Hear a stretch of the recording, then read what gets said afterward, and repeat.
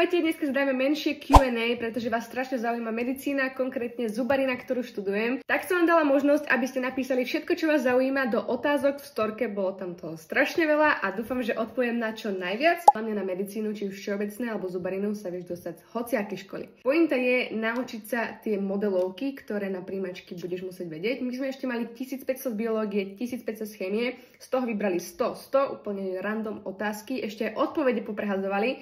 A našou úlohou bolo to proste na príjmačkách napísať čo najlepšie, ako sa nám vedel. My sme nemali ešte SCIO, nemali sme ani bonifikáciu bodov, čo teraz už je. Teraz máte aj SCIO a teraz vám už vlastne prirátajú body, či už máte napríklad nejaký certifikát z angličtiny, z nemčiny, napríklad nejakú sočku a teda. Tvojou úlohou je čo najlepšie sa naučiť tie modelovky, pretože z toho sú tie testy. No a na tie SCIO to asi nie je nejaký taký hack. To proste môžeš opakovať, čím nebudeš mať vyššie skóre, väčší percentil. Aj keby ti tá chémia, biológia nejde, tak sa vieš pripravovať na tie príjmačky skôr, či už je to rok a pol, 2 a fakt sa šprtať, memorovať tie modelovky a potom napísať čo najlepšie ten test. Ja som teraz skončila 3. ročník a teraz máme prvýkrát letnú prax. 2 týždne, z toho týždeň zubné laboratórium, týždeň zubná ambulancia. Budúci rok teda sa mi zdá, že už každé leto budeme mať nejakú prax a už to nebude iba zubná. Viem, že budúci rok máme ešte aj internú a chirurgiu.